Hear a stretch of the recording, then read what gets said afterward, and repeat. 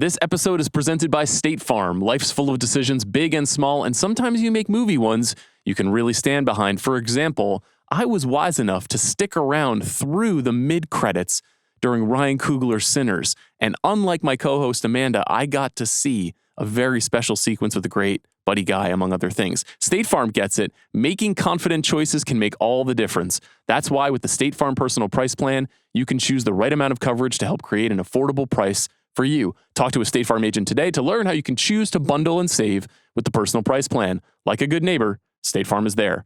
Prices are based on rating plans that vary by state. Coverage options are selected by the customer. Availability, amount of discounts and savings, and eligibility vary by state.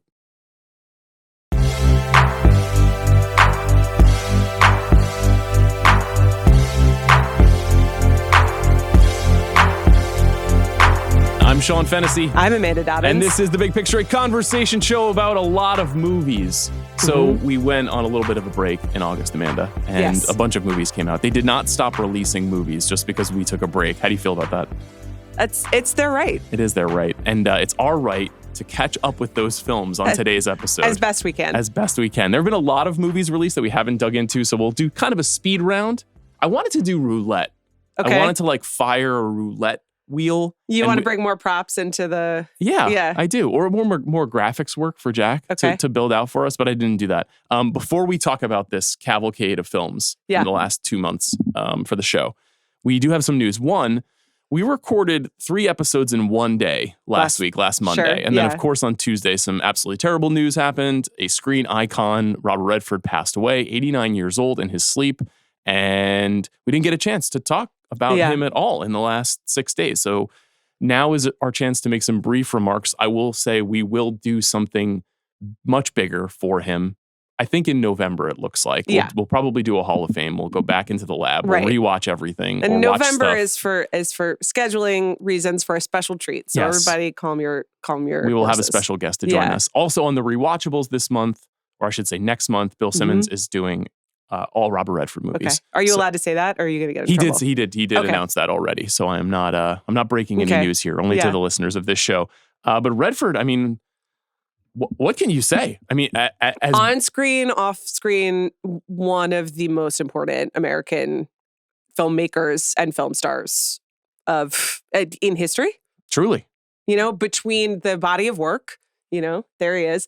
And I will just say, I guess I am jumping just to how hot he was. But, when everyone was posting all the 3 days of the Condor peacoat stuff, which is very important, not enough respect given to all the President's Men gold chain.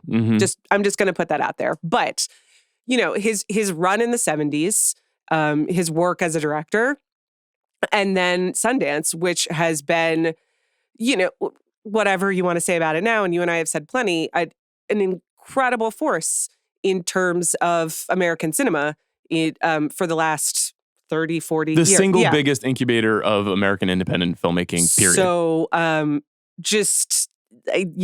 he did it and had it all. Yeah, and just an astonishing career. I think there'll be a lot to talk about when we go deep into his work.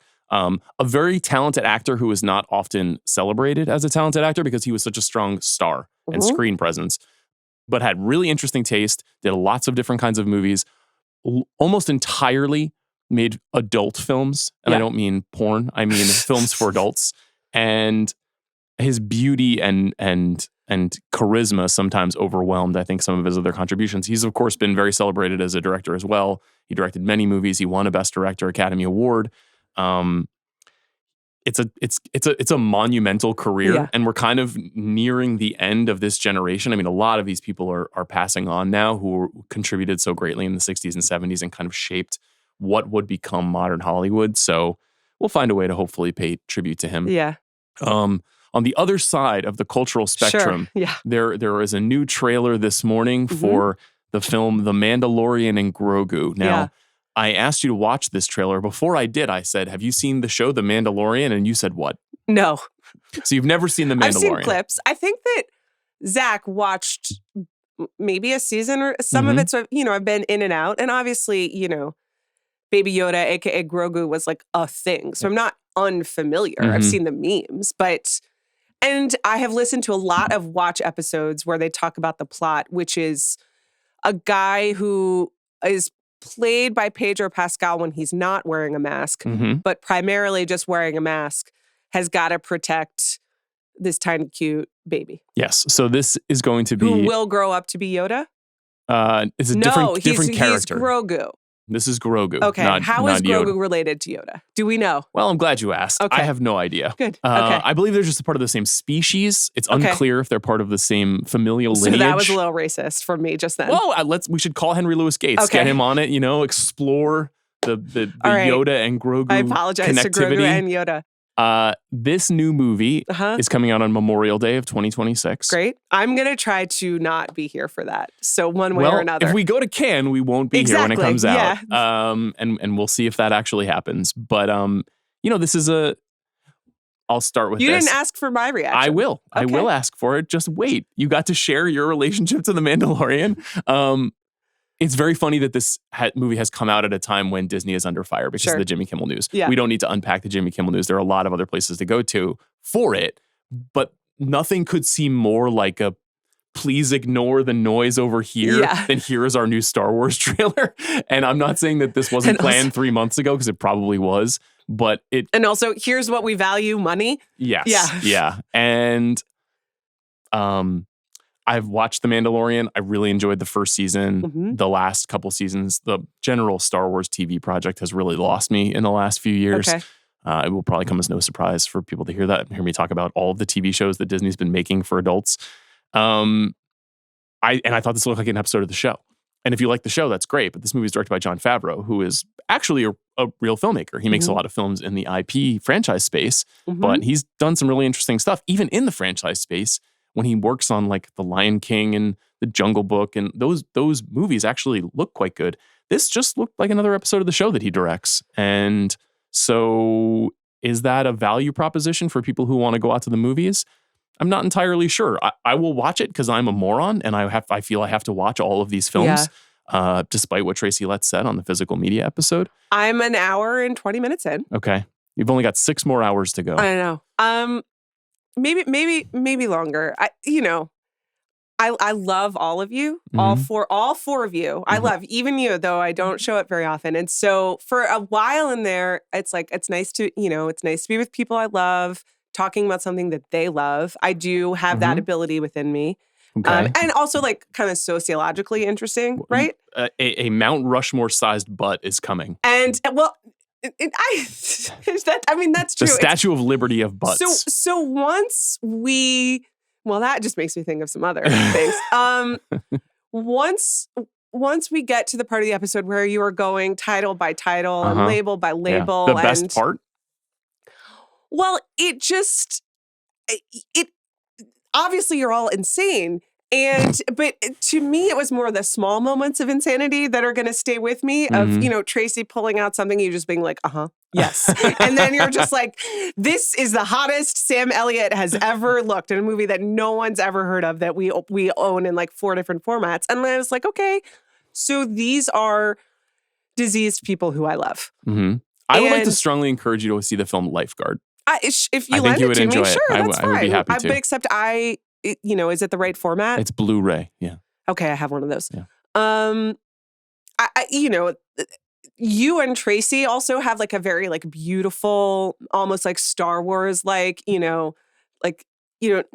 Obi-Wan, Luke relationship. That's like very beautiful. He is truly the Master Jedi. And also, like, I love you both, and I hope your kids get to go to college because the numbers are pretty insane.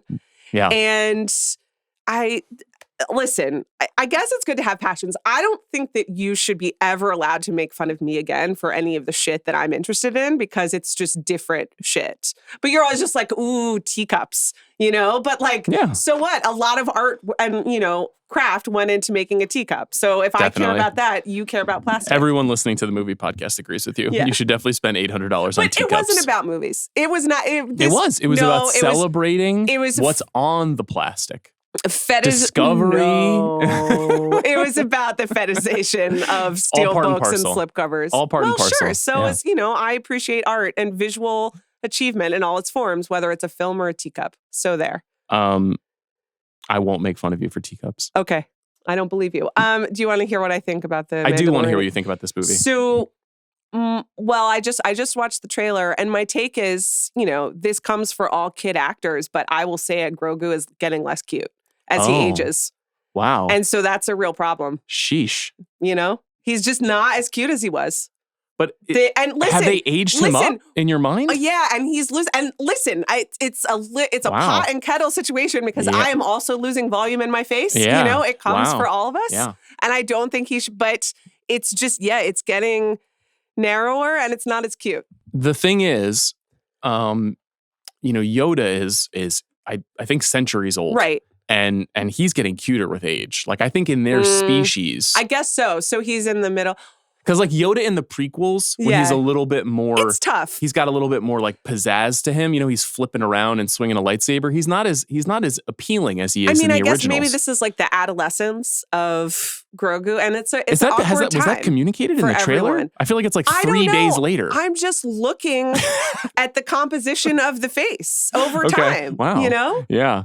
Because what else am I looking at? What are those like big machines on stilts called? AT-ATs. Yeah, like okay, that looks like a cool video game. Hope you guys have fun playing that. I don't care. I'm glad you brought that up. I'm looking at Grogu. I'm glad you brought that up because the AT-ATs are like pretty legendary. I think we first saw them in Hoth in Empire Strikes Back. Okay. Those droids, those giant droid machine like tanks were handcrafted, and there was made by humans. Mm-hmm. And in this trailer, they're CGI. And there's just more CGI in Star Wars than there used to be. And there's clearly going to be a lot in this movie. And Star Wars is arguably the most relevant movie to the development of visual technology in film in the last 50 years. And Lucas going back into the original movies and adding stuff. I see that discussion on the physical media episode and all the CGI stuff. You thought that was valuable? Yeah. Yeah. Okay, thank you. But that had nothing to, and I guess the fact that it's not available is both, the filmmaker's intent and also why we need, notes and group projects. Yeah. A lot of listeners reached out about that actually. And they're like, this is available. This is available. You just have to buy it. But what you're buying is not an officially released version of the movie. It's like, bootleg copies that are being sold on like sloppy seconds. Okay, and so that doesn't have the reference or the transfer that you correct. Yeah, some people say it's just as good, but I don't know. I haven't seen those. Okay. I'm trying to support the industry. I'm not trying to bootleg, but some people have a different philosophy about that. They think you should torrent movies and share bootlegs. I did think that the suggestion that you guys donate everything to the public library once you've replaced things was a good one. A huge crate full of doubles that I would be. Chris should get some of them, but I would love to just give them to people who want them. Maybe at our next live show. Yeah. I'll give that away. Would be nice. I have a ton of Criterion doubles at this point that I need to give away. How are you going to get them to New York? You're going to have a little Wonderful suitcase question. like Tracy? I'd rather not do that. Okay. Since I will be traveling with my family. Sure. I'll figure something out. Okay. Mandalorian and Grogu. So will you see? You'll see it for work. Yeah. Would you ever in a million years see it if you did not have this job? No. Okay. Respectfully. Cool. Interesting. No. I'm quite curious about how this movie plays because Star Wars has not been at the movies it'll be 7 years at this point when the movie comes out because I like the Sigourney Weaver looked nice. She did. She did. Happy to see her. Yeah, sure. I mean, we don't know what she does. Does she have any dialogue in that sequence? No, she and Grogu just have a wordless exchange. Right, and he and it's played for humor, and then like she a mug stops toward him. Yeah, an ashtray. What it is looked that? like maybe a snack. A snack. I see. Okay. How do you feel about the Force? I mean, I don't think about it a lot. Honestly, would you put in the time to learn how to harness it? If someone came to you and said, "Hey, Amanda, the Force is real, and I know how to do it, and I'll teach you," but it's going to require 1 year of study. But isn't it like you have to be called? Yes. Not everyone has the Force. Yes, but so you've been tapped on the shoulder. But you have the midi-chlorians needed. Yeah. So, it's. I mean, it's genetic. It's like handed down. Yeah. Okay. I mean, well, so that's dicey. But it is also I'm gonna need religious. To know more. Oh, yeah. I don't do that. It's spiritual. I think that I'm not really interested in engaging in my spiritual life, but like at the same time, that's so funny the way you frame that too. It makes it sound like the life does exist somewhere. Yeah, no, it's like is it dormant? I probably do have the storage? Force, and in some ways, like I'm just using it every day in my own way. You probably do have the Force. That's what this looks like. Yeah, absolutely. So, It's, but no, I'm Can not. we get I'm like not the gonna go to Force school. Ghost halo around Amanda this morning? Just can you go And into I post on that, remember Jack? the Ryan Johnson one. Yeah. I mean, Mark Hamill was such a pill. Like, I'm not putting up with that Wow. shit, you know? Damn. When he was training Rey? Yeah. Like, no thanks. Well, I mean, he was a part of a broken revolution. You know, Sure, he had I mean, his spirit I understand crushed. all of that, but Yeah. like, is that how I'll I tell you want to what, The spend Last my Jedi time? reminds me of another movie that's coming out very soon. I know, but Wow. then we can talk about different ways that everyone, expresses themselves and coping with the commits gender to the gap. next generation. Okay, That's there we go. that hadn't occurred to me. Me That's really either, funny. but as soon as I was talking about them, So one last thing this did occur to me while brushing my teeth this morning because my life is so sad. Okay. I had watched this trailer and then I went to go brush my teeth and I started thinking about The Last Jedi and what it did to the fandom of these movies and TV shows, right? And it broke them. The idea of rejecting some of the dogma of Lucas's Star Wars world in that film cleaved the fandom into two: people who like The Last Jedi and people who do not. Oh, right, yeah. You know, and people who rejected Johnson's ideas of what the movie could be. It became like a subjective war about taste and what these movies and TV shows should do. And this movie feels like the final step in the retreat, right? The retreat to serving the fans. Yeah. The fans, whoever the fans are. I'm a fan, but I like The Last Jedi, but some don't. And it just feels the fans they can make money off of. But it feels smaller. It does feel like it's speaking to us, like we've been talking about the Marvel stuff and all how the franchises are getting smaller across all movies, and everybody's looking for something new to kind of break through. And this is like, this show's been around for 5 years. You know, this isn't new. There's almost nothing in the trailer that we see that is like, oh, I've never seen that before. You know, I guess we see a Hutt fighting.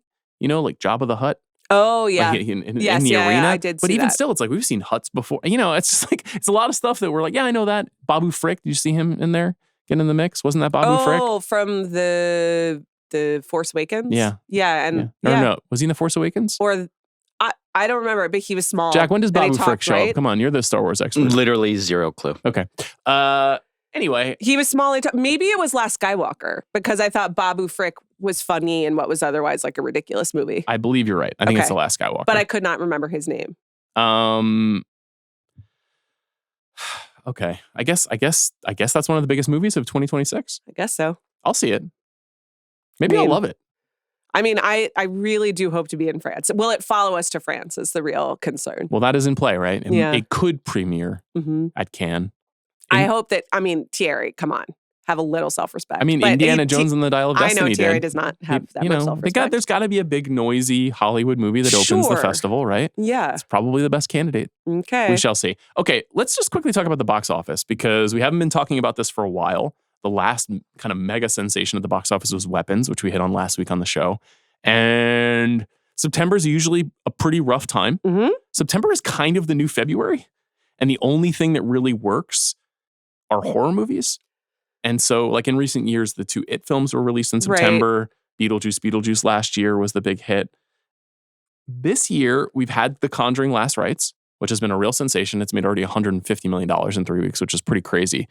And then after that, it's been a little rocky. So a couple of new films we'll talk about here on the episode. We'll talk about Him. We'll talk about The Long Walk. We'll talk about Downton Abbey. We'll talk about A Big, Bold, Beautiful Journey.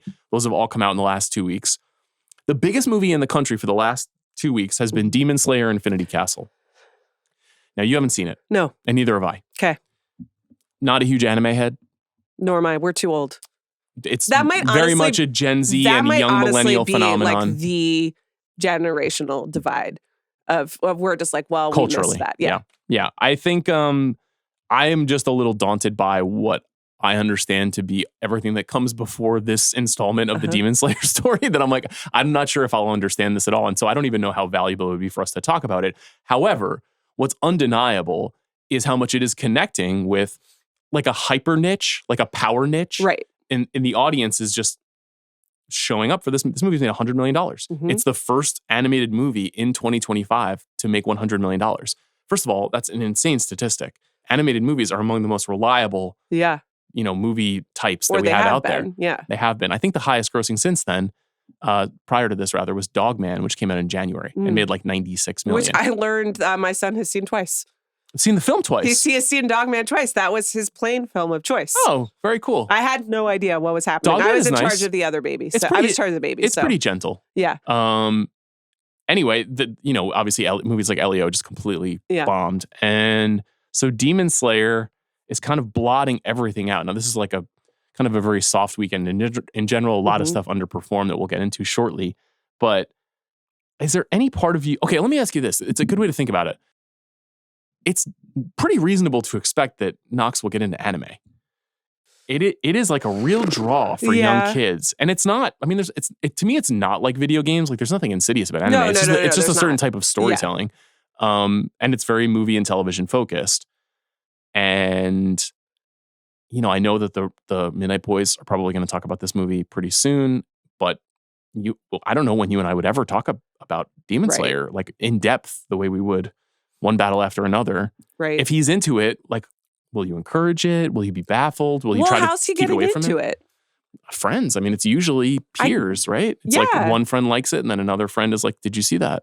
I guess so. It still feels like we're a little far away from that. He hasn't come home yet and been like, oh, I need to watch XYZ. And even at soccer practice today, this week, there were some Paw Patrol stickers. And Knox came over and was like, I have Paw Patrol. And I was like, well, that's a very special soccer only thing. I don't know where else we would find that, because I'm not going down that road. Yeah, so we have managed to avoid that one entirely. Yeah. I will say something that has been happening that is related to this, and this was not even true when we recorded our episode about it, but K-pop Demon Hunters is such a phenomenon at school. And the shift from 3 years old to 4 years old for my daughter means that the girls, all of her friends, sing the songs together at school. Oh, that's cute. And talk about the movie. And then my daughter comes home and she says, can we put on the music? I want to dance. I want to fight. You saw some fighting this weekend. We did, some battling. And it's like the first time that I've really seen the socialization impact of pop culture. Right. From her. She saw the movie a couple times, liked it, didn't talk to me about it after that. Yeah. And then when the crew is hanging out and talking about it, and this is very much in the same vein, well, the music is also a huge part of that, right? And that the music is good and can exist independently of the movie, and then can also be a thing that they can glom onto, so that they, like, if they don't understand, like, the demon hunting mythology, or if they aren't attracted to that, they at least can, like, sing Golden 45 times. That's what it is. So, yeah. That's exactly what it is. So, and that is true of a lot of kids' entertainments, right? That are based on songs or have songs throughout, and that's how they, like, get continued on. Yeah, I mean... That's sort of why I ask, I think, because I'm going through it in my home. And I like K-pop Demon Hunters, so it's not a problem. Those songs are great. Yeah. But there will be something a year from now that is less good, and then you're like, okay... Right. How do we navigate this phenomenon that everyone loves? And we'll cross that bridge when we get to it, I suppose. Yeah. It seems right now like Batman and Legos are the two likeliest. For you. Yeah. I mean, Batman and Legos both rock. We tried the Batman Lego movie, but he was too little and he was scared. Yeah. But do you have any Batman Legos at your house? No Legos yet, because Sai is just menace. And so it's like a choking hazard issue. I mean, we could do it. But we got a lot of Magnetiles. I got it. Brainstorming on gifts. Okay. The other thing I wanted to know, we've been seeing this a little bit over the last couple of years, is in the top 10, there are two movies that were released several decades ago. Yeah. Toy Story, which was re-released 2 weeks ago. Yeah. And Howl's Moving Castle. Sure. Which was also released 2 weeks ago. The Studio Ghibli's been doing a re-release of all their films throughout the summer. And Toy Story is 30 years old, which is quite terrifying. Yeah. To learn that it's 30 years old. Yeah. I'm getting old. I hosted another of these. I hosted a Q&A after a 25th anniversary screening of Bring It On last night. Tell us about it. Well, I just Bring It On is 25, which is like really alarming, especially when I realized I was in high school when this movie came out. So that's tough. It was very fun. I got to meet Kirsten Dunst. She was absolutely lovely. I got to meet Gabrielle Union. She was absolutely lovely. Lindsay Sloan, Jesse Bradford. But yeah, no, we're real old, like really old. It's funny that this stuff is being trotted out as simul nostalgia and introduction for kids.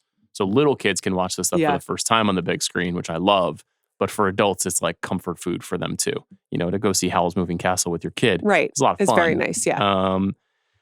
One more thing. I did do that this weekend, but it was for Singing in the Rain at the Academy Museum. Yeah, I heard. That's great. Yeah, it was great. It was very charming. You had quite a movie weekend. I did. And Knox really liked it too. And Knox sat through the whole thing. Excellent. And he led clapping after every song. Was it in the big room or the small room?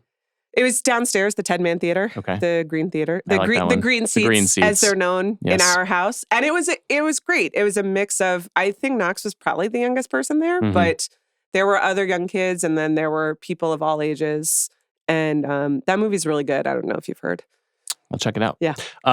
One other new release thing to get into before we start talking about films that are actually out in the world.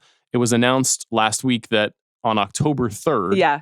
AMC theaters will be releasing something called Taylor Swift: the official release party of a showgirl, Uh-huh. which is what is that? So it is an event Mhm. loosely related to cinema Mhm. and very related to her new album, The Life of a Showgirl, I see. which comes out then, I Okay. believe that day. What's the idea behind that album? It's about the life of a showgirl. Is it a concept album? Don't know yet. I worry that it is. Is it about the Pamela Anderson film that came out last year? I mean, in The some Last ways that Showgirl? would be better. The more that she moves towards like fiction, she's not writing from life. She's writing from her imagination, and it's sort of like creative writing workshop. Uh-huh. That's tough for me. Okay. Personally, I don't care for it. But, this could be about Eras Tour. It could be Mhm. about Travis. It could be about, I don't know what. Travis who? Yeah. Have you heard of Who are him? you referring to? He won a game last night, I heard. Well, I would say Patrick Mahomes won a Yeah, game in the Chiefs just the defense. one. Mahomes, I'm just striking the haters down. I feel Okay. he still got it. He made 3 throws in the second half that were out of this world. It was really nice to be not prepping and watching a movie for Yeah. like 10 minutes and watching football yesterday. Yeah, That felt yeah. great. Boy, anything else? Did we Are miss we it? going to see this or are you going to go? We're going to be in New York. I don't know. It doesn't sound like a movie. Like if it's a movie, like the Eras Tour, I wouldn't say I was happy to see it, but I was like, this is a movie Right. event, right? They have made a concert film, which is something that we both like and have done well. This feels like No, a I think 70-minute like stunt Yeah, to they're get people in playing the theaters. song. There's a music video. There's like behind the scenes footage. I don't really care either. I must say, A24 must be fucking pissed because this is the Right. weekend of the Smashing Machine. Yeah. And they had that weekend all to themselves. And now here comes Taylor Swift. And this will almost certainly be the #1 movie of the weekend. I don't know. Maybe can you see it and like level set it for me at some point? I don't know whether I'm going to be able to get tickets. And I think it's a pretty limited Do you want event to for skip? that Should we weekend. cancel our live show? Yeah, I will no Okay. longer be there. I Okay. will be down the street at the AMC. Or I Sounds- guess like across the park. I don't know what's going on the Upper East Side. I'm excited to find out. If I could go on Friday, I guess maybe I have dinner plans, but Okay. I'm not invited to dinner. no, actually. But Okay. you could come we could do dinner another night. Thanks for the invite. Did we miss anything else of note? I'm sure, but Do you think we should turn this into a 24-hour live stream where we just look at social media and see what we've missed in yeah, recent I think days? that would go really well. Okay. I'm stalling a bit because I don't even know how to dig into all these movies. Yeah. There's been a ton of stuff that's come out And recently. we've seen a lot of them. I've more or less organized this in reverse chronology, where we start at the most recent movies that have come out and go backwards from there. How do you feel about that? I feel good. I've seen most of the first ones, and at some point it drops off Yes. because I You've was seen away. a couple that I haven't seen too. Oh, okay. So let's start with Him, Okay, because Him is the highest grossing new movie of the weekend. right. This is the new film from Monkey Paw Productions, which is Jordan Peele's company. There were a lot of produced by Jordan Peele notes Mhm. on the marketing and posters around town, which I think confused some people and made them think maybe this was a Jordan Peele movie. Right. It is not. It's directed by Justin Tipping. It's written by Skip Bronke, Zach Akers, and Tipping. And it stars Marlon Wayans, Tyreek Withers, who we just saw in I Mhm. Know What You Did Last Summer, the reboot of that franchise, Julia Fox, and Tim Heidecker. This is not what I was expecting. What were you expecting? I think I was expecting something along the lines of Any Given Sunday. Oliver Stone's Right. look at professional football, non-NFL sanctioned, but a kind of ensemble drama / hyperkinetic action movie Right. set in the world of sports. Right. And I knew that this had a huge horror element. We saw the trailer for this movie at CinemaCon. And I remember we were talking with Craig Horlbeck and we were like, it's kind of never really been like a sports horror movie before, or at least Mhm. not one set in the world of football. Makes a lot of sense. Football is one of the most beloved and known things in our culture. And coming from Jordan Peele's company, a lot of this makes a lot of sense. The movie heading into the weekend was tracking really well, and then all of a sudden it dived pretty dramatically, in part because it's gotten very bad reviews. Yeah. So I thought this was going to be a big story of epic scope in which a lot of football was played. Right. Well, another key word there is story. Which you thought there was going to be a story. There's not a lot of story. I mean, there's some story, but it is pretty bare bones. Yeah, and it's an idea. It's a great idea. It's a great idea, and it also it wants to be, or I shouldn't say wants to. It is a movie about, how the football industry preys upon or uses up, young Black men in particular. I guess it's a little bit about Black masculinity. It knows it's all of its ideas. But then that's just like, well, that's it. It's like, so again, this is what it's about. And we're going to say that to you pretty literally. Well, there's like one more godlike it, but it's connected to what you just described, which is, I think, like the religion of football, right? And the way that people turn themselves over to these godlike powers and who's really in charge of the institutions. And then who do they use inside of those institutions? How do they prey upon those people? And so in this case, the movie is about a young star quarterback coming out of college who is about to be drafted and could be the next great QB. And the team he becomes closely aligned with is known as the Saviors. Hint, hint. And in an effort to train ahead of the launch of the new season, he goes to the home of a retiring quarterback for the franchise, maybe retiring quarterback, who is an icon to this franchise, beloved. And Tyreek Withers is the young prospect. Marlon Wayans plays this iconic figure. And it's sort of like a Silence of the Lambs style horror character study between these two guys and the things that they go through and it's sort of a mystery, but it's not scary. Not really. And then there's no real revelation at the other side of it. I will say the movie is extremely stylish and beautiful, but it does effectively feel like a 90-minute commercial, where you can watch a commercial and be like, damn, cinematography, the vision, the way that this is executed. Commercials can be beautiful, but they're often kind of hollow.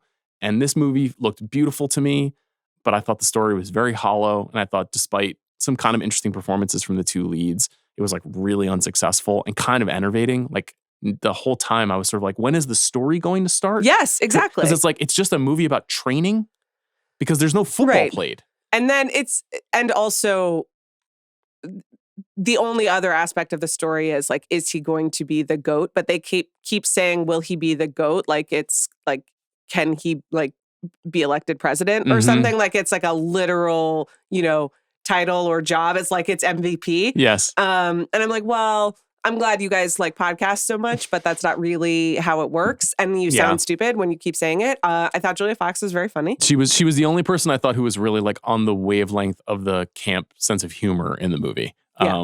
I don't know if that feels like a function of directing. Like the performers are not really at fault if the movie has a completely uneven tone. And the tone is just really, there's times where it is like a brutally violent psychological horror film. And then there are other times where it's like borderline like slapstick. Yeah. And I found it a little bit tough to understand what they were actually going for ultimately. Yeah. I mean, I was missing a plot, Yeah. And I agree with you that it looked, good and distinctive. And it's like, I understand what they wanted to convey to us, but I was bored. Honestly, I was just bored because there was no, first act, second act, third act. It wasn't moving anywhere. Yeah. The movie that actually made me think about, which it on the surface may not seem like it has a lot in common with, but I think actually has a lot in common with, is Infinity Pool. I don't know if you ever saw that, the Alexander Skarsgård Mia Goth movie that Brandon Cronenberg directed. Oh, no, yeah. Skarsgård is like on a vacation and he meets this, with his girlfriend, he meets this couple and they kind of draw him into their world. And it's about seclusion and cult-like fascination, and it's very gory and phantasmagoric. And there's an orgy sequence in this movie. There's an orgy sequence in that movie. But like the Cronenberg movie has a million things on its mind, is really immersive and interesting. You have no idea where it's going. And this movie is just kind of like dead end after dead end. Right. And I mean, it was a bummer. It's parceled out day by day with like, title cards that tell you what's going to happen. It was really weird. And they don't lead anywhere, and they're not really insightful about the plotting of the story. So yeah, this is a pretty big disappointing miss. You mentioned that you really liked Tyreek Withers when we were doing I Know What You Did Last summer, and he has screen presence. I thought he was good and memorable. You know, I thought that movie like this sort of did a disservice to its cast. Can't use their charms. Yeah.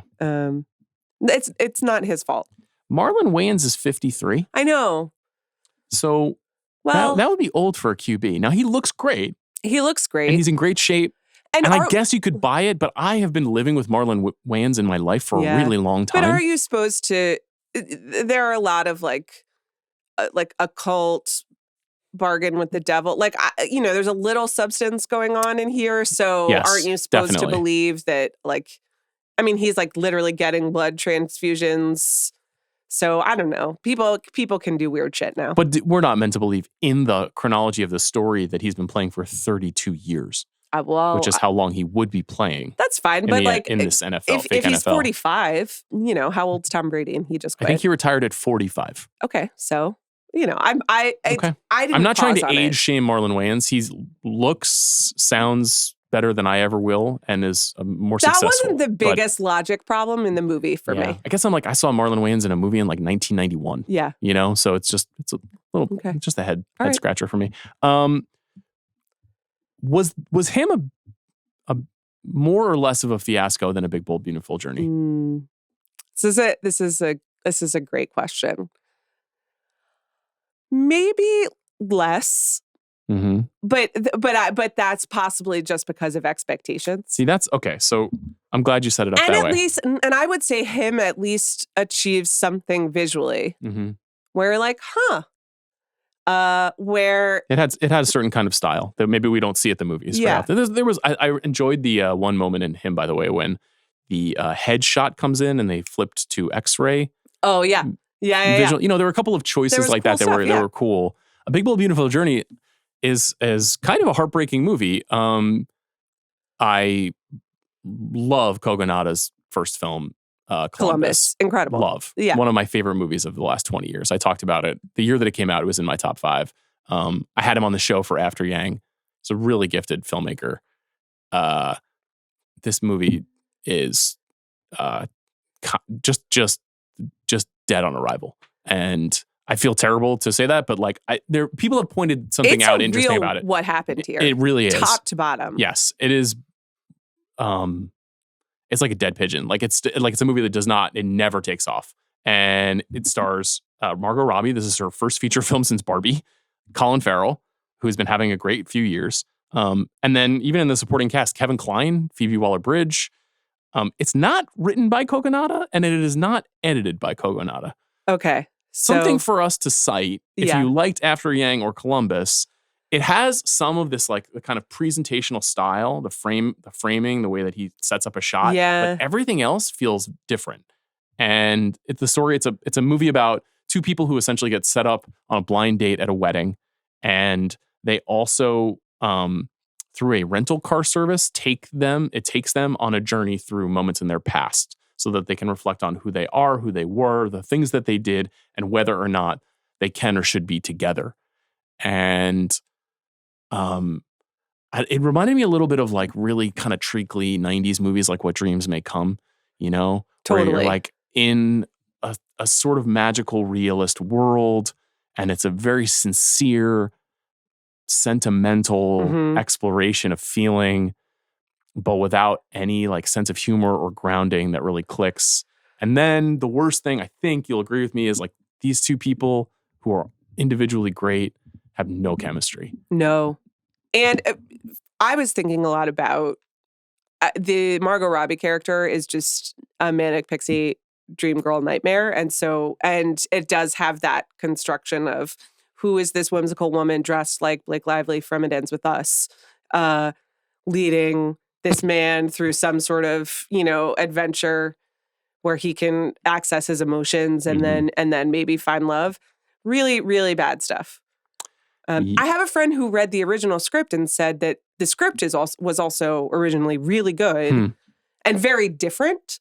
So your point about how it was not written by Kogonada, there's maybe a mismatching here and the interpretation that's, I texted him and I was like, okay, but what was good in it? Like, I really honestly can't find anything. Maybe besides Colin Farrell doing How to Succeed in Business Without Really Trying. Yeah. Well, I kind of enjoyed that part. For 3 minutes, I was like, oh, okay. So it's, There's a High School Musical set piece in the center of the movie that is very charming. Yeah. And maybe the movie should have just been a musical entirely. That might have actually been more successful. But I don't know. Some of this is my own hang up because like I took this movie in the movie auction. Yeah. In my movie fantasy league that I'm in, I have this movie. Yeah. It's probably the only movie I picked in that league that is like just straight up not going to do anything. And I think maybe just my appreciation for the two previous Kogonada movies had me hyped up about it, I mean, the writing was on the wall as this was Colin Farrell, Margot Robbie, and Kogonada. Before we knew anything about it, besides what was on paper, it was anticipated. Yep. And then the fall festival lineups came on one by one, and there was just absolutely nothing. It gets this release date. I think it was originally supposed to be, was it Mother's Day? I think it was Mother's Day. Yeah. And then they bumped it. And I was like, they bumped it into this September wasteland. Right. And I was like, that's not good. But I think when they bumped it, we had hoped it was like, awards contender. Right, because we thought that it was because it was after a film festival, so we thought maybe it would debut and then coast right into that. To not even be a TIFF is... Yeah. Anyway, the suspicions were correct. Yeah. And... really tough stuff. It's wild, and... By the way, I didn't think the visual style worked either. I think it was trying to do a kind of elevated... imagined production design, like children's book production design. For sure. And at times it worked, and at other times I was like, why are we in a Burger King right now? Yeah. Like, what is even the thinking here of this product placement that is meant to be whimsical, but is just so tacky? Yeah.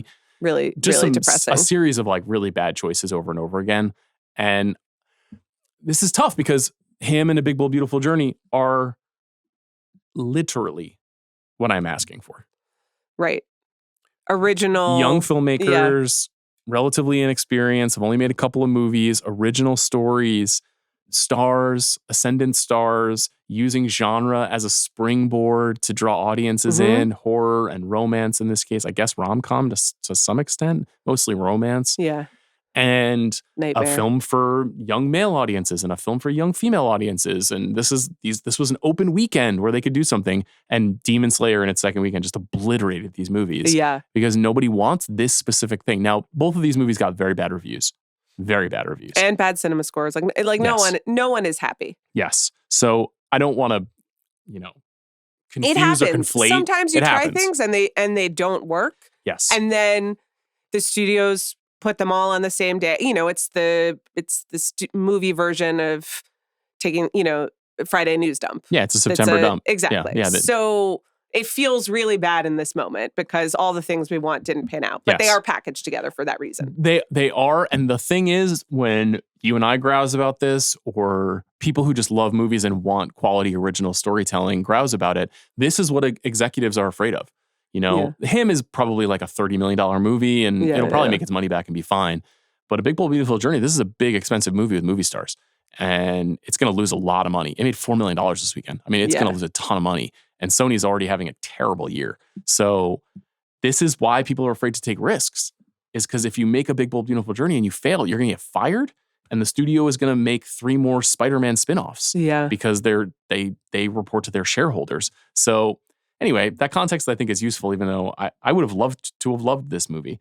And ironically, the next movie that we will talk about is the third installment in a movie series, which is spun off from a TV series, which is the exact thing that we say we don't want and are sick of. Yeah. And it's one of the most delightful movies of the year. I mean, as you said to me when we walked out from our fan screening the Wednesday night, we sat next to people who talked loudly at the TV as if they were at the screen, as if they were at home. We were the youngest people at the TV. screening, yeah. And that's okay because, at some point when you're like, they should make one of these every year and release them, it's like, that is called television, that's true. And I would watch it happily. We are, of course, talking about Downton Abbey, the grand finale, which I hope is not the grand finale. Me too. Let's keep going. What a winner. It's 1930. We have 10 years before the war. You It's know, true. like there's plenty more that we can get to. We could do this. We could do Lady Mary for the next 50 years. Come on. I guess so. Though at some point she does have to sell Downton Abbey, you know? So That's fine. that's right. But then that actually kind of is But then you just the change end. the title to After Downton Abbey. I guess and so, then but it's then you London run into in so the I'm mid-century. I'm almost caught up on Gilded Age. Hello, Tracy Letts, how are you? And I'm having the time of my life. And that is, of course, like Julian Fellowes is like next big post Downton Abbey project. But that's set in like the 1910s, right? No, I think it's like the late 1800s. Oh, late 1800s, okay. But it is notably not filmed at a existing great manor in the UK. It is filmed on sound stages and then uses, you know, respectfully, some of the worst CGI I have ever seen in my entire life. Cool. It's New York though, right? Yeah, but it's like, you know, it looks super, super fake because they're imagining a New York of 100 years ago. Yeah. And then, I don't know, like no spoilers, but I just watched, there was a crash recently that like was insulting, you know? Like I pay for my HBO Max. Okay. Like, come on. Just how bad it looks. Yeah, like you guys actually can do a little better. Okay. But, so this is all to say that Julian Fellowes needs the location for it to like, and I'm loving Gilded Age. And I hope it runs forever. But I do think that you need an actual place. And so if they had to sell Downton Abbey, that would be tough. Well, it's interesting that you say that because that is obviously a huge part of the tension of this story. Because this movie takes place, as you said, in 1930. And the Crawleys they have to downsize. Yeah. You know, we're entering a new era of England and the manor era is ending and the family has to look at their finances and what they can and can't afford. Just running the Abbey, just upkeeping it is tremendously expensive. Plus, you know, you've got Lord Crawley is passing the sort of family heritage and ownership down to Lady Mary. And is he Lord Crawley or Lord Grantham? Lord Grantham, excuse me. Yeah. Why do I keep saying Well, Crawley? their family name is Crawley. Got it. Lord Grantham, But you're right. he is Lord Grantham. Yeah. Thank you for correcting me. And the tension literally in the movie is Earl that Grantham, they I think, but anyway. tore a flat, which would be easily the nicest apartment you and I have ever lived in. Totally. And he is just baffled and miserable at the idea of living in this flat. Lord Grantham gets his what is a weekend, which is like, what is a flat? Yes. And he's like, what if I want to go upstairs, you know, to take a bath? And they're like, there is no upstairs. But yeah, they sell their London home, right? Right. Which is what all the quote unquote great families were doing at that time. But so they can keep the estate. Right. But if you don't got the estate. Yeah, obviously it should be the other way around. They should be selling the Abbey so that they can keep the London home. That's what you would do. Well, yeah. Yeah. Because we know what happens to all of these giant manors in the 20th century. They all become decrepit and have to be sold off. I mean, and become like museum pieces. That is true. And it's the Second World War that, you know, brings it on. And only really the only they could people, see the rise of fascism in 1930. They also open them to, there's an option where they like become museums. Yeah, sure. And that still happens where like people live in little small wings and then, you know, like the National Trust. What does that mean for stuff. Lord Grantham's bottom dollar though? You know, have you considered that? Well, you like pay entrance and people go and then there's like a gift shop. Okay. And so, you know, that could be funny. Very like cool. Lady Mary as like the docent of the something. I don't really know. Keep making them. This movie, the other thing this movie does. Okay. Matthew Good was not available for movie 2. Mm-hmm. And so he just wasn't in it. And they were quote unquote like having marital problems. Yes. And apparently Matthew Good's character is married to Michelle Dockery's character, Lady Mary. Henry. And he likes racing cars, as you know, sure. So I guess he was not available for movie 3. Mm-hmm. He was too busy doing Department Q or whatever is going on. Good show. I still haven't seen it. It'll be next on my list. Really liked it. Gilded Age is more important to me personally. But you know me, I never say good show. I thought it was very good. Okay, that's great. Yeah. So, although I think Chris and Andy spoiled it for me. Whatever. Anyway, so Matthew Good cut out. Lady Mary's getting a divorce. And this is bringing on a lot of social tension, which is also a major plot line in season 3 of The Gilded Age, just to let you know. Yes. Things have not gotten better, at least for the Brits. Well, that is 50 years in the past, but sure. Well, but for Downton Abbey, things have not gotten better. Yeah. But it's really also like Americans, it's okay, but the Brits, you know, are slow and proper. Yeah. Anyway, so Lady Mary is getting a divorce and instead has to like possibly get frisky with some people who come to visit. Alessandro Nivola. Yeah. Who plays a companion of Paul Giamatti's brother character of Elizabeth McGovern. And he is in financial straits at the height of right at the end of the Depression, essentially. 1930 would be right when the Depression is ending. Right. And he has been financially rescued by the Nivola character. Right. And he whisks his way into this London lifestyle. Right. And the Nivola character also has a horse running at Ascot. Yes. And this, again, it's a major CGI Ascot. It is. And so this is the problem. You need the real house. Well, you do. I do. Yes, I have standards, okay? Yeah. But Lady Mary's going to be downsizing soon. This is like your version. This is your version of the AT-ATs or CGI instead of real. No. We want the real house. Okay. I stand with you. Okay? I stand with you. Like location matters. It didn't take away from my utter enjoyment of this movie. Yeah, same. But this is for, the next grand finale. Yes. If you like these movies, like if you liked the show, all three movies are great. Yeah. If you don't care about the show, there's no reason to watch the movies. Right. I would say that my rankings of the movies are number 2 is the best, then this one. 2, 3, 1. Yeah. Yeah, 2, 3, 1. I'm with you, 100%. Okay. 3 was great. I feel like it's doing fine. The first movie made well over $100 million. It was a hit. Yeah. Second movie did fine. Yeah. This movie's doing less well. Second movie, though, was Pandemic. It was. I watched it on Peacock with my mom, and that was You didn't see it with me? No, I didn't. Oh, okay. I saw it in theaters, and I had a grand old time. No, I watched it at home with my mother, and it was awesome. Okay. Let me tell you about The Long Walk. Oh, I was on leave. That's why. That makes sense. And so, yeah. How could you and I not see it together? And then I was with my mom, and we put Knox to bed, and we were just like, it's Downton Abbey 2 time. is great. 2 is incredible. And again, they go to the real house in the south of France, and it is also real estate focused. You're pointing at me very aggressively. Well, you did 2 hours about physical media. Let me do 5 minutes about how we need to. If you want to do a whole Downton Abbey episode, houses. You can do it. No, just real houses, real places. Best movie houses is a great idea for an episode. So just think on that. I know you're going to say Father of the Bride and da-da-da. So. I did do that list on an episode of The Rewatchables. That's right. You did. Yeah, but on the Nancy Myers episode? No, it was actually on the War of the Roses episode, which, by the way, we did not see the roses. Sorry. Yeah. I saw a lot of posters for it in France. They were really excited about it in France. However, I was not. The so rare I didn't go. case where I am a hypocrite in that I don't want movies to go to VOD 3 weeks after release ever. I want them to stay in theaters as long as possible. Mm-hmm. This was the one time where I was like, please, I would like to see the roses because I was out of town when the movie was released. Anyhow, Olivia Colman is on Good Hang last week. She was please delightful. Enjoy. She's great. You're not missing a whole lot. Okay. You saw the roses? I did. You didn't love it. All right. It's fine. Okay.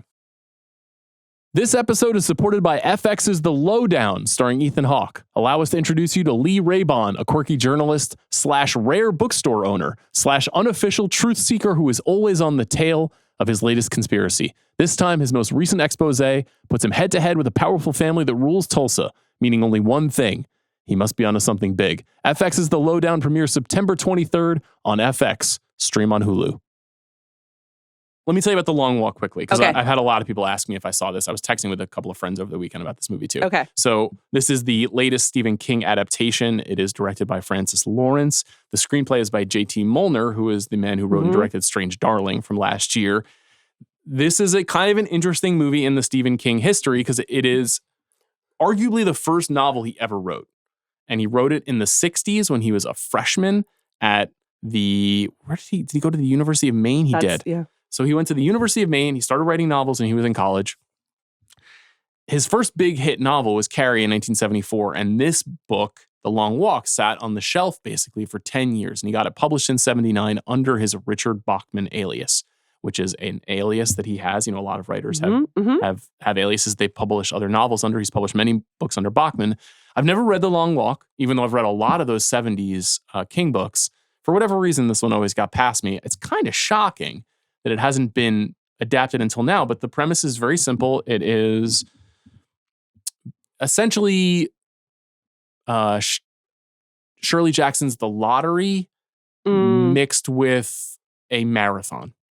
Oh, okay. So it's about teens, one from each state, come together once a year to engage in this kind of high stakes contest where they walk for as long as they possibly can while keeping their pace above 3 miles per hour until there's one person left standing. And that one person left standing is the winner and wins a great prize, unspecified amount of money. Okay. This is clearly run by like a state organization, the military, essentially. There's a major played by Mark Hamill who is essentially in charge of this whole thing. And he is in a truck riding with the walkers throughout the entirety of this film. Really good premise.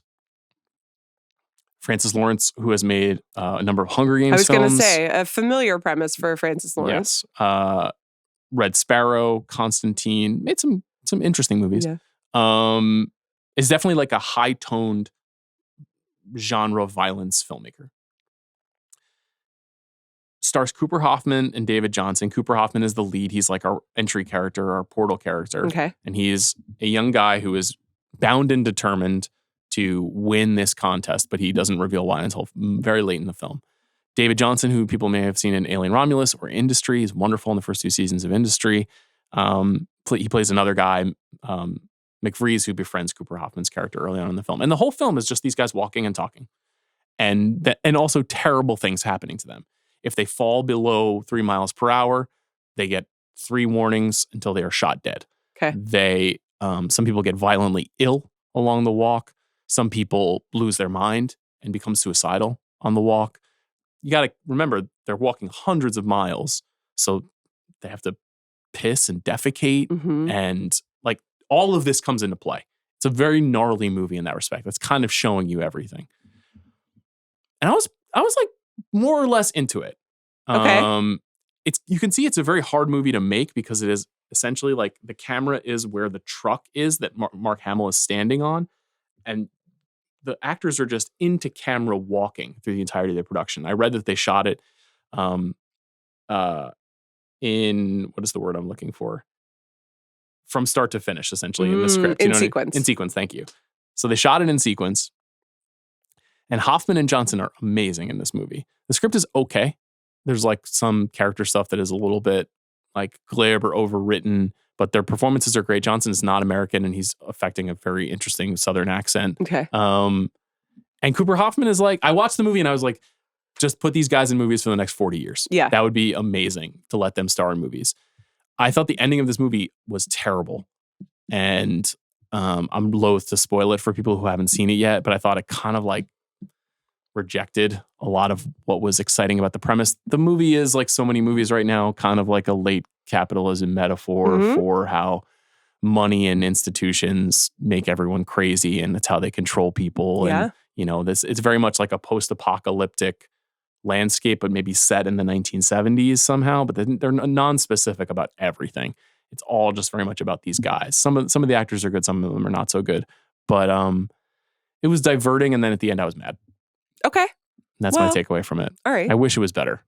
And if this was a podcast about the long walk, I'd go frame by frame through it. But it just felt like a major rejection. In a movie like that, you have to stick the landing, or else everything else is kind of invalidated. It was just dead silent in my movie theater at the end. Like, huh.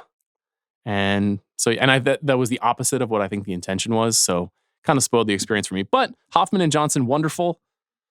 Lawrence, solid filmmaker. The single biggest movie that was released while we were out is Freakier Friday. Yes. So I saw it in a movie theater alone, like a normal man at 4:00 on a Thursday. I saw it in a movie theater alone at 11:50 on a Tuesday, and a bachelorette party came in. No kidding. Yeah. What? In the I don't morning? know. And then some of them left halfway through. It was very confusing. Okay. I'm also, maybe it was a birthday. I don't know. They were dressed up. Someone was wearing something that looked like a veil. I see. Good luck to everyone. This is the sequel to Freaky Friday, which is itself a remake of the original film Freaky Friday. It stars Jamie Lee Curtis, Lindsay Lohan, Mark Harmon, Chad Michael Murray, all returning. Rosalind Chow, and Julia Butters, Sophia Hammonds, and Manny Jacinto have joined the gang. Yeah. So 2 decades after an identity crisis, Anna's blended family faces new challenges. Anna is Lindsay Lohan. Tess and Anna discover their past may be repeating with the next generation. That's the plot of this movie. What'd you think? I had a nice time. I mean, this again. I could have watched this at home. You know, it didn't. It looked. I appreciated that they filmed on location in Los Angeles. Speaking of location, including like at the line, at various LA landmarks, but it has a glossy Disney movie quality that would have been fine. It was originally slated for Disney Plus. Was that the idea? Or was it always a theatrical film? I thought it was maybe a Disney Plus film that they converted. But it has at least looks-wise that feel. But I root for Lindsay Lohan always and forever. Yes. And the Queen of Long Island. I thought she was very funny. And I liked that Manny Jacinto got to do Dirty Dancing. And Manny Jacinto is British? Don't know. Let's Google that right now. Manny Jacinto. As far as I know, he is not British. Filipino-Canadian. Okay. Let's click That is not British. That's true. But did he possibly grow up somewhere? Because it's like where you go to school. This is an interesting phenomenon. Where you get the he was raised in Richmond, British Columbia. Okay, that is not Britain. Okay, yeah. They don't have English accents in British Columbia. Okay. This is interesting because when British people are cast as Americans or Australians cast as Americans, we say, oh, yeah, sure, makes sense. Right. Normal. Sometimes it sounds a little bit funny. Right. But we're always willing to go with the flow. When I was watching this, yes, all I could think when he was on screen is Manny Jacinto British? Right. And I don't know what is and is not a good British accent. Okay. And this so is that not was your entire experience of Freakier Friday? I echo your feelings about Lindsay Lohan. We're like the same age. I grew up 10 minutes from her. I have always wanted success for her. She obviously is like incredibly talented and then spent 10 years in the wilderness. People legit worried about her. In this movie, I was like, oh, it's like nothing happened. Yes. She's like exactly the same on screen. Her performance style, her sense of humor, like how she can kind of hold a movie together. Yeah. It's weird. It's weird that like she just came back and everything's fine. It's great. It's great. I'm happy for her. Yeah. And this is a fun movie. This is a movie that when I was watching it, I was like, I wish my daughter was 6 years older because this would be such a fun thing to take her to. This is exactly the kind of thing I know she's going to love. Just knowing her sense of humor, she's going to be all into this. It felt weird to be a 40-year-old man sitting in a movie theater alone watching this. I'm happy for Julia Butters. Yeah. She's making a career of it. So I've learned that Sophia Hammonds, who plays Lily, Manny Jacinto's British daughter, is also American. That's weird. And early life, again, this is Wikipedia. So Hammonds was born in South Pasadena, California, and moved to Boulder, Colorado at the age of 6. Okay, they don't have British accents there. They were not schooled in a place where there are British accents. This is to the best of my research on Wikipedia. Because the movie, hinges on this tension between this British family that has left their home country and then has become a blended family with Lindsay Lohan's family and her daughter, played by Julia Butters. Right. And this sort of this idea of like, I don't want to be here and I miss my mom. But it could have been New York. And that would have had absolutely no material plot difference. Or you could have cast British actors. And there are a lot of them in LA. It's not like they had to fly them in. But I thought Manny Jacinto and Sophia Hammonds were both very good. They were good. I don't know why I tripped on this. It's just because I'm like, I know Manny Jacinto from The Good Place. That's not what he sounds like. So then, here's another thing. Spoiler alert. This is a dumb thing. I'm not complaining about this. Spoiler alert. Some of the characters switch bodies. Yeah, they do. A number of them, which is revealed in the trailer. So at some point, you have Jamie Lee Curtis trying to do like the fake British accent as the teenager, which maybe they did it just for that comedy. They give her a lot of comedy when she is examining what her face looks like now. Let me ask you a question. Yeah. Where are you at on Jamie Lee Curtis in 2025? So I did see the Ella McKay trailer before this screening. What'd you think of that? And I'm nervous, Sean. I'll tell you, I'm nervous. I am as well. And what I think about Jamie Lee Curtis is that this might wind up being my favorite performance of the 3 Jamie Lee Curtis performances that I took in 2025. Okay. Including The Last Showgirl, you're saying? No, that was 2024. I'm talking about The Bear. Oh, The Bear. Of course. Well, that's TV. Freakier Friday. Well, but it's been integral to her reinvention. Yeah. So, she plays a mom with a lot going on, the next generation. And you know what else she plays? What? A podcaster. Oh, that's right. That was funny. life comes for us all. For us all. Yeah. She's very present these days. Very noisy. She's won an Academy Award. I listened to her entire episode of WTF. Wild ride. Yeah. Wild ride. I mean, wildlife. She's a lot of person. Yeah. Just a tremendous amount of person. Uh-huh. I could feel Mark Maron being overwhelmed by being in the room with her for 90 minutes. Anyway, I've always liked her. In my youth, she was one of the hottest people I'd ever seen. Freakier Friday, I recommend it. I do too. It was fun. Yeah. Okay, Splitsville. Yes. Now, I'm of two minds about this movie. Okay. So it's written and directed by Michelangelo Covino and Kyle Marvin. They were on this show some years ago for their film The Climb, which was about two buddies who were into cycling. Yeah. Who it's a sort of a existential drama, sort of a comedy. Right. Slapstick, but with a lot of heart and depth. This movie very much in the same vein, right? Mm-hmm. Very much an exploration of failed masculinity, but also like a funny movie about guys who trick hot women into being with them. Yeah. In this case, they have leveled up to cast Dakota Johnson and Adria Arjona, who are, speaking of hot women, like in a very rare air. They are. And these guys, who seem like lovely guys, and very funny and talented, probably not bagging these two ladies. Right. And that is kind of part of the joke of the movie, it is. but not explicitly. Not totally, but it is. But like, it isn't. But we can come back to that if you want.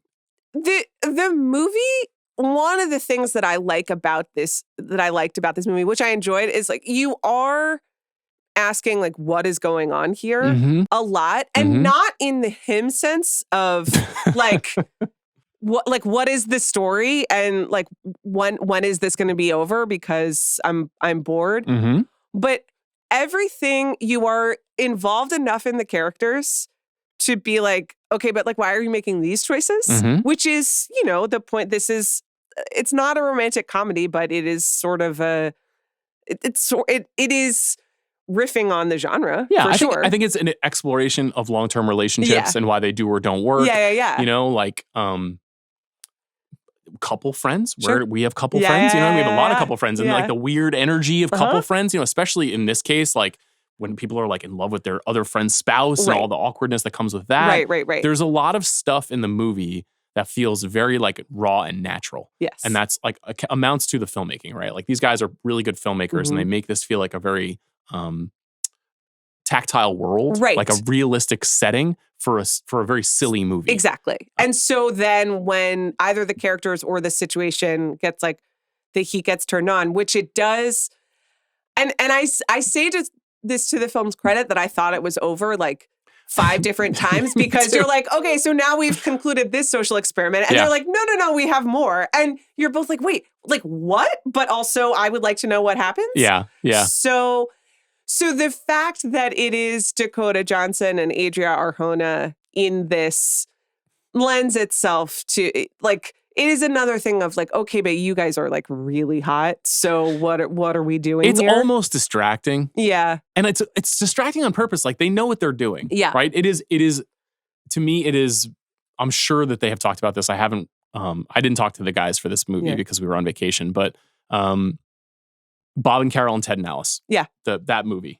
Robert Culp and Elliot Gould are like handsome enough guys, but they're not Natalie Wood and Diane Cannon. Right. And you're like, even watching that movie, you're like, wow, these are some really beautiful women with these guys who are like, they're good looking guys. But this is a little, like always distracting. But the same thing that movie is about, obviously, like couple swapping and attraction amongst friends and the complexity of social norms and relationships, all the same stuff. This movie is even sillier than that one and probably has like a little bit less to say socioculturally. Right. But is really fun and is good and it has also like the little observations and the like the one-liners and like the settings that they put the various experiments are all like very funny, well observed.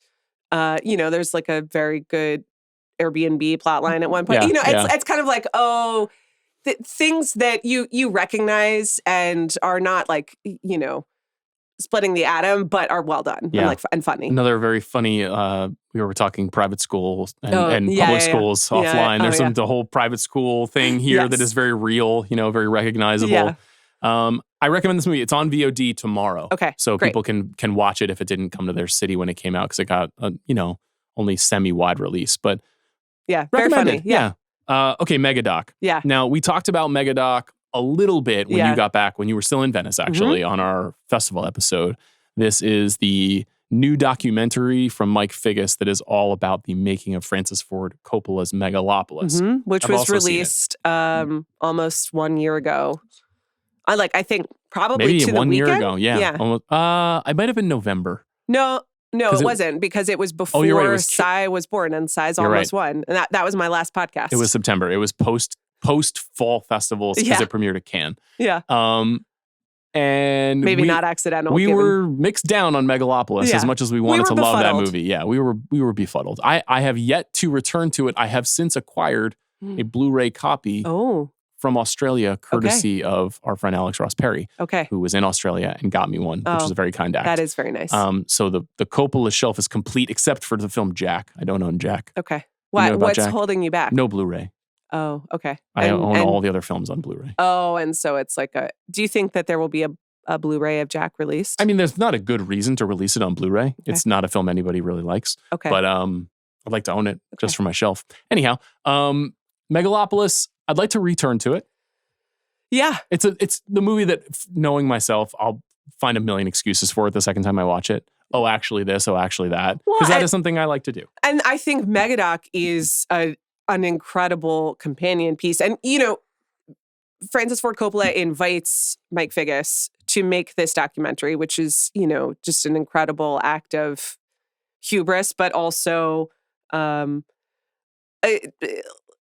gift to filmmaking history, I guess. Because It's hubris and humility, right? Yeah. It's like they're really in collision with each other because he's risking a lot, not just financially, but personally by showing himself, at 80 years old, making this huge project, and he's very confident in his vision. And Figgis has a lot of access. He does. And is there for a lot of the conflicts. And frankly, just a lot of, you watch all of these people, and primarily among them, Francis Ford Coppola, trying to figure out what this movie is and how they want to make it and what it's supposed to look like. And how is he going to communicate what's been in his head for 40 or 50 years to everyone on set, and then to everyone in the world who's going to see the film. Yeah. And I felt better about my struggle to understand it watching this. And it almost, I think if I watched Megalopolis now, having seen Megadoc, I would at least understand and know what to look for a bit more. And so in some ways it is a great guide, and it is, a stroke of genius by Coppola to have this made with a real filmmaker, so that, maybe it can help some people on the journey to understand what the hell's going on. It's as raw a making of as you will ever see, in part because it consistently shows not just conflict, but failure. Yeah. And there are two things that I think really recommend the movie for me personally. Yeah. One is this kind of crisis over the production design and visual effects, which you just never see in a movie like this. And this is something like Coppola's vision was so bold and specific, but unachievable. Yeah. Which is, of course, like a signature of his entire career. He's always reaching for something that we have not yet developed. And so he's always trying to put things in his movies in physical production that can't be accomplished. And we watch a production designer, a very accomplished production designer, leave this project, quit, get fired, whatever. It's unclear. But because she's just like, this is not how we do this. I don't feel comfortable pursuing it in this way. She wanted a deeper reliance on visual effects. Coppola did not. He wanted things in camera. And that stuff is fascinating, at least for me personally. And then the second thing is Shia LaBeouf, very controversial person who's been at the center of a lot of scandal in the last 5 or 10 years. Which he acknowledges at length in the film. Very much. Clearly someone who's got a lot of problems and is trying to work through them. Wildly gifted actor. Yeah. Wildly gifted. And even in Megalopolis, he's kind of all over the place at times, but he's just got a lightning bolt inside of him. You see him on set challenging Coppola over and over and over again. And on the one hand, he's so goddamn annoying. Yeah. And he's pissing Francis Ford Coppola off so much. And you can't always figure out even specifically what it is that Shia wants. However, because Coppola doesn't really have his arms around this movie, it's like Shia has located a vulnerability and is like attacking it. And he seems like a rude dick. And you're like, this guy's 80 years old and is a genius and he made The Godfather. But also you're like, yeah, your points are being made. Yes, exactly. Yeah. Exactly. And again, something you just never ever see in You movies never like see. this. And it does have just like all like the stray moments of serendipity like that you catch in a documentary with this level of access. And as you pointed out, that because Figgis is such an experienced filmmaker, he puts himself into the documentary at some point, which is usually like, red alert disaster sign. But in this way, he is adding like his own perspective on the ground. He's doing journalism. Totally. And it's like Dear Diary journalism, where he's turning the camera on himself and saying like, okay, here's where I'm at. I'm trying to figure out where to go from here in the movie, which is actually quite interesting. But you get like some amazing Dustin Hoffman moments. You get, bits like Natalie Emmanuel didn't want to be filmed eating, which I get it, having now done a taste test on camera, but also then that's like the only thing. She's like otherwise absent from the doc. Yep. And I didn't think her performance worked in Megalopolis. And I was like, oh, you can see this all coming together in real time. So I loved this movie. And I think anyone who has listened this far into this episode of the show will love Megadoc. I totally agree. There's one other thing that is very cool about it, which you might have mentioned when you were in Venice, was showing the previous iterations of this film that Coppola was trying to mount. Yeah. Another version of the movie where Ryan Gosling was portraying the Shia LaBeouf character, which would have been so fascinating and so different. And there are a series of it. There's a James Franco version, right? Like what were the other versions? I think Virginia Madsen. Yes. Yeah. And was she in the Natalie Emmanuel role? No, she was in the Aubrey Plaza role. Yes. Yeah. Aubrey Plaza is also it's an Aubrey Plaza experience in She's this very documentary. fun and funny. Yeah. Those are kind of better than the Gosling stuff. Is awesome. Awesome. That would have been really, really cool to see him plugged into that movie especially at that time of his career. It's kind of like, when is that? Like Half Nelson, Murder by Numbers? I think so. I think it's like early 2000s. Notebook. Yeah. Like, and that time he was such a live wire as an actor. Yeah. Anyway, I totally agree with you. If you love movies, and you're interested in behind the scenes movies, this is as cool as they get. Yeah. Thursday Murder Club. Mm-hmm. I haven't seen this movie. Yes, I have seen it. Okay. I've also read every installment of the series on which it is Holy based. I'm shit. reading the new Richard Osman Thursday Murder Club book right now. I think it's probably... I would have watched this if I knew this was such a thing for you. So Richard Osman is a UK, actor, TV personality, writer, and he started writing these books probably like 5 or 6 years ago. And they are typically, they're like, you would call them cozy mysteries. Mm-hmm. And it is about a group of retirees at a retirement home in the UK who become friends because they like solving initially cold cases and then murders. Okay. And if that sounds, ridiculous, and it kind of is, but he's a great writer. He's very funny. If you are like an Anglophile, if you've seen every episode of Downton Abbey and also read murder mysteries, there is something very, cozy, comforting, but also like amusing about them. I think he just like writes about old people, like really like lovingly, and like there's life to live after 70 or even 80. And it's the books are very well done. I recommend them. If that's your bag. The movie stars Helen Mirren, Pierce Brosnan, Ben Kingsley, and Celia Emery, aka Una Alconberry from the Bridget Jones movies. Oh. And okay. And then just a murderer's row of supporting cast. I was disappointed. Damn. Here's the thing. Directed by Chris Columbus. There were two things here, which is it just becomes more, because it's a movie, it becomes more of a like solving a mystery as opposed to, about these 4 people.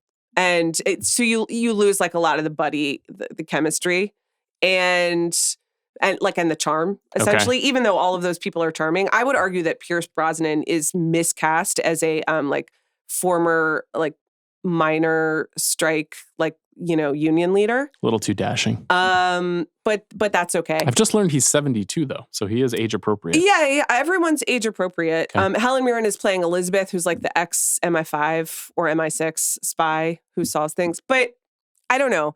The other thing, and not to harp on my location point, but They're all very nice apartments at the retirement home. I will say that this series like is maybe like over promising on what awaits all of us at retirement homes, because it seems like life's really great, but it's all sets. And I expect a little like Broadchurch, or like you got to be on location. Like I'm if I'm signing up for this British thing, you got to be in the countryside a little. You got to go places, and it's very on set. So that was the other part that was disappointing to me.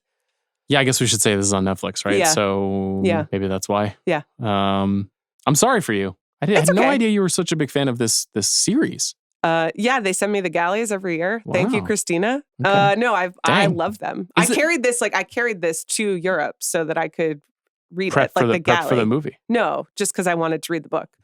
Okay, great. I like these books a lot. Okay, I'll never watch this. Next up for me is the new Ian McEwan novel. I heard that he wrote a good book for the first time in 25 years. Was Atonement his last good book? I don't remember like when Saturday and all of those came out, but yeah, it's been 20 years. Okay. Atonement. Shots fired at Ian McEwan in hour 2 of the big picture. Apparently it's good again, so I'm ready. Okay. When are you joining Dua Lipa's book pod? Whenever she will have me. Okay. Happy 30th birthday, Dua Lipa. You look great. I would love to have one of your Pilates reformers. She's not listening to this podcast. Do you remember one time when Dua Lipa reblogged something? It was like some Spotify podcasts thing. And so it was like her podcast and our podcast were on the same page. And so we were on Dua Lipa's Instagram. Yes. And I can't name one Dua Lipa song. Sure you can. She should be an Oscar winner for Dance the Night Away. Oh, Dua Lipa should have an Oscar. Okay, that's Did she write that? With Mark Ronson, of course. Does she have a writing credit? I think so. Okay. I'm not questioning her. You don't need to say it like that, okay? I'm just asking. She's got a book club. She just sold out Madison Square Garden for 4 nights. Mm-hmm. She has a Pilates sponsorship where you can have a reformer at home. I just want to share this with you. Yeah. Dua Lipa is not going to fuck you. Yeah. So you can just tone it down. She's doing great. She doesn't need you defending her and me. Really a man beautiful. who doesn't care. Yeah. She's beautiful, of course. Of course. And she should have an Oscar. Okay. And why were we talking about her? Because she has a book club. And she has, you know what I'm saying? Her whole podcast is but she reads far more challenging books than I do. Okay. And they always sound really depressing. And apparently, like, her book events are great. But like I said, I'm reading cozy mysteries. Okay. And Ian McEwan novels. Are you aware of the plot of the film Eden? No. I think I was at one point, but then I forgot. Okay. So I know it's Ron Howard's film. This is Ron Howard's film. It premiered at the Toronto International Film Festival last year. It was an independent production. Right. It did not have a studio. And it was ultimately distributed by Vertical, which is not really the news you want to hear. Yeah. When you have a Ron Howard movie starring Sydney Sweeney, Ana de Armas, Jude Law, and Vanessa Kirby. This movie is based on a true story about a bunch of disillusioned Europeans who go to a remote island in the Galapagos and try to restart society. I think in part because they see the advent of fascism in the late 1920s, essentially. And it becomes kind of... it's like a period piece. A period piece. 100 years ago. It's like a Lord of the Flies style movie about these people from disparate worlds, like a baroness and a doc, like a crackpot doctor and 2 intellectual settlers. And it is the weirdest movie I've seen in the longest time. Okay. It's not a bad weird movie. Weird good or weird bad or just like neither. I don't know what to do with this? It's more or less negligible. Okay. It's a fascinating little dot on the roadmap of the careers of the stars of this movie. Okay. For Jude Law, you'd be like, yeah, sure. Jude Law, late career Jude Law, doing a movie with Ron Howard, period piece. Totally makes sense on paper.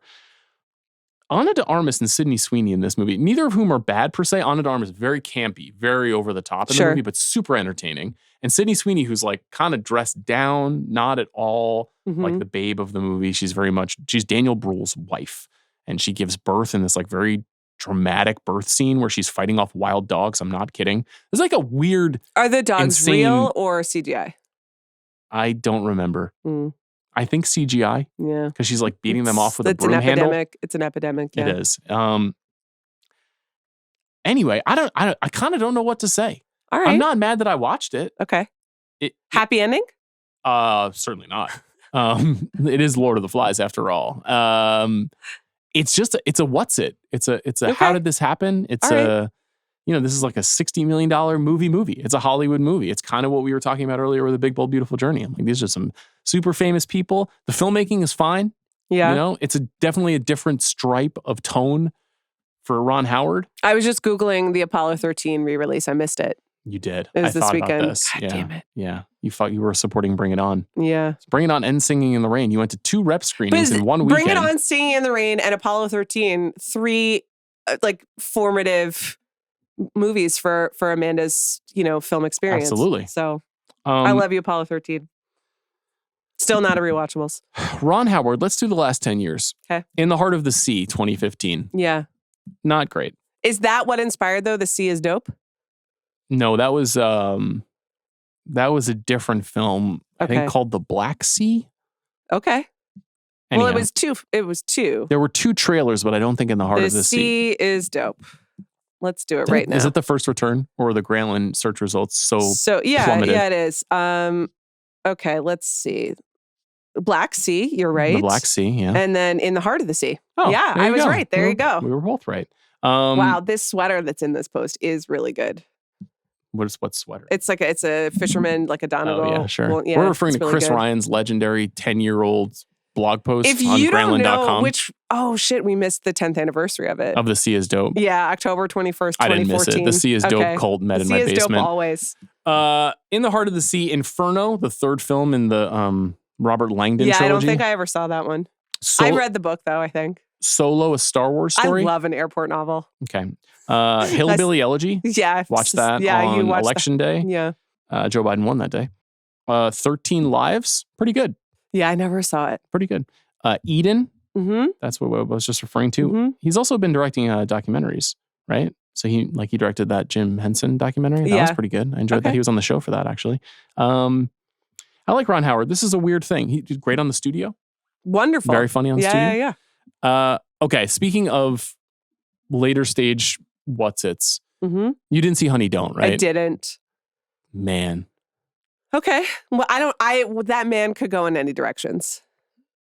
This is the new film directed by Ethan Coen, written by Coen and his wife, Trisha Cook. Mm-hmm. Their second film after Drive Away Dolls a couple of years ago, which is the movie that you crashed my Valentine's Day date with my wife to see.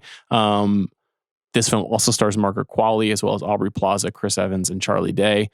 It's about a private investigator named Honey, who is exploring like this scandal around a church and its very vivacious pastor, played by Chris Evans.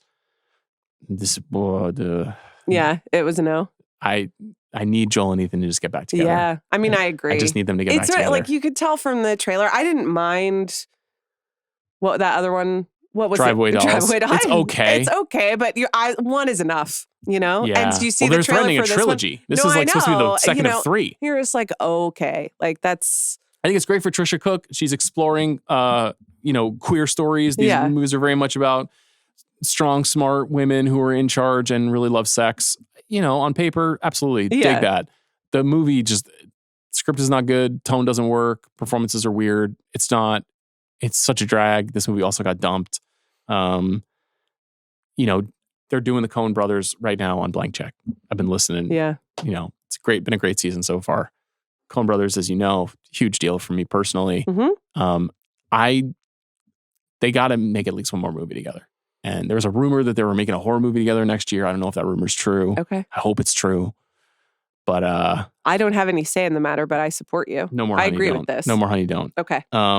I'm just going to go right to Predators. This will be the last movie we talk about. I saw this movie at Sundance. I think people should check it out. It just opened in theaters. It's a documentary. Okay, so it has nothing to do with the Predator franchise. It has nothing to do with the Predator franchise. It is a very serious, probing, upsetting documentary about the show To Catch a Predator, what that show was in our society, how it existed. Did you ever watch To Catch a Predator?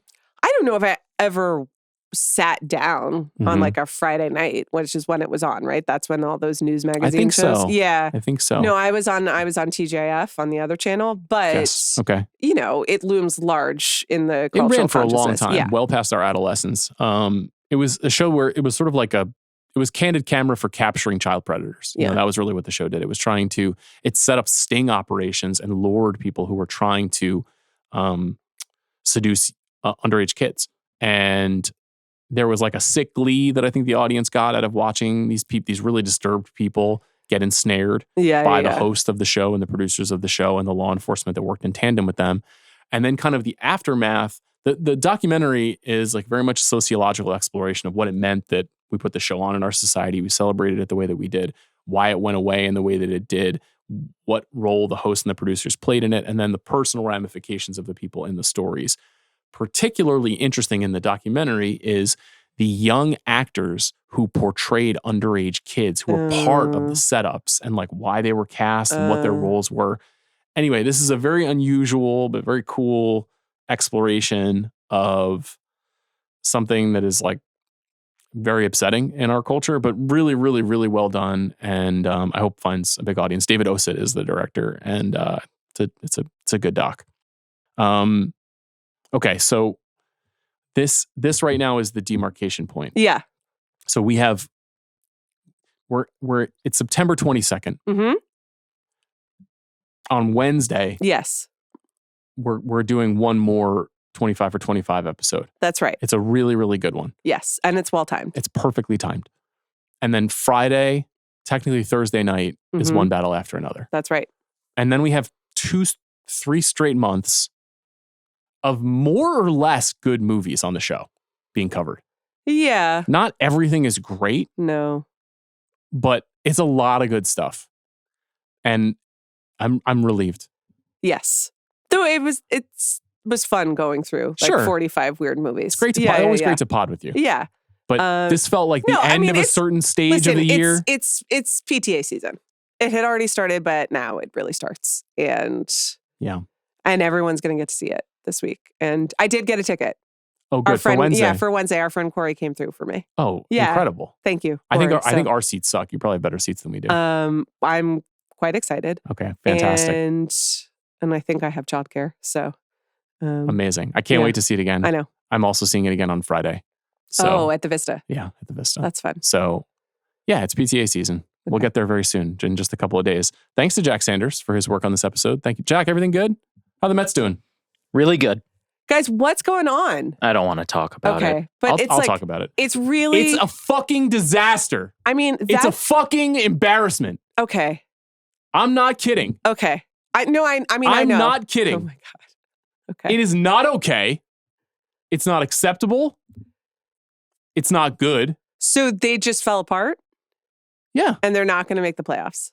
At the moment, they're not in the playoffs. There are 6 games left to play on the road. 3 games against the Cubs, 3 games against the Marlins. What has to happen? I expect nothing less than 1-5 in those 6 games. Okay. So, but what happened? They've been one of the 5 worst teams in baseball since June 13th. They've been horrible. They started the season 21 games over 500. And we were like, wow, I guess everything that happened last year, we're carrying it over. And they've been a disaster since then. But what happened? Tell me. The pitching is just a disaster. Okay. They've had a tremendous number of injuries to the pitching, and also the strategy heading into the season around the pitching was very bad. Okay. And it's the rare case, and I say this with hopefully some sense of self-awareness, where most fans were like, is this really what they're doing? This can't be right going into the season. Like, this can't be how we're going to try to make it through the year. And we were told, no, we got a plan. This is a good plan. And every fan who was concerned about this particular issue was right. And it's hard to watch that because baseball's so long. The season's so long. It is. Yeah. So to just be sitting inside a failure for 3 months just sucks. Yeah, that's the most miserable part is until late June, they were like the best team in baseball. They had the best record in baseball. They were playing amazing baseball. And for it to they've just slowly bled out for 3 months, and it's been very painful. Okay. Is there any scenario in which they do still get a wild card spot? There is a scenario. Definitely. Yeah, it's definitely in play. It's pretty much a coin flip right now. Them and the Reds are tied. The Reds own the tiebreaker. There's 6 games left for both teams. The Mets need to win one more game than the Reds over these next 6 games. All right. It. That is the situation. Okay. So... Are you guys still going to be checking obsessively? I've already been called for an emergency Mets corner on the Zach Lowe show. Okay. And he said we should drink on the show. Okay. So that's where Zach's head is at. Great. All right. Well, that's a healthy place to be. And he's only just returned to rooting for this team in the last 12 months. Yeah. Where was he before? He took like 20 years off from the team. Okay, for his health. Yeah. Well, I mean, for a variety of reasons, Sure. but yeah. But now he's got his dog. He's got a young daughter, and she's all into the Mets. Yeah, that's and tough. he's got I her saw watching that this. they met Mr. Met. Yeah, that would be exciting. Yeah, I think she's having a great time. But she is experiencing at a young age this thing that I have been living with my entire life. Okay. It's not right. It's not right. It's not okay. Okay. I did watch the Phillies Mets series, so.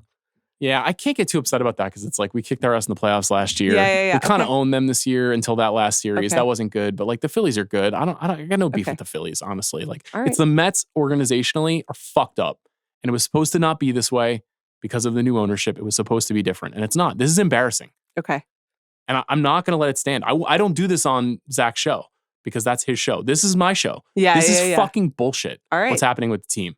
There needs to be some sort of apology to the fandom. It's fucking disastrous. Okay. I got it out. There needs to be an apology. There does. What form would that take that would satisfy Come you? to my home, Steve Cohen and David Stearns, Okay.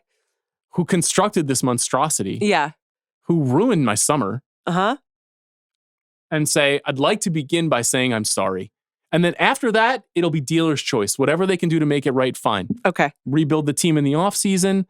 Offer me lovely snacks. This is honestly like a great social media bit for the Mets. If like they just get like a really big, one of the publishers clearinghouse checks, but instead of that, it just says like, I'm sorry. And they just show up at random people's houses just like that. That's just some free programming for you guys in the off season. Again, I never do this. This is bullshit. Yeah. You know how I'm I want so one of those upset. I'm mad signs? A newspaper Well, you with can I'm put mad? in the fucking paper that I'm mad. No, yeah, I am you are mad. mad. Okay, that's fine. Listen, I support you on this. Anyhow. Every time we turn the Mets on, Knox asks where Sean is because one time I told him that you are at a game and maybe we could see him. I mean, look, Knox, he's pure good. Yeah. The Mets are pure evil. Okay. That's just how it goes. That's what it is in 2025. I'm sorry, Jack. Okay. I apologize. Well, thanks for listening to this show, which has been very normal. And we'll see you on Wednesday for another 25 for 25.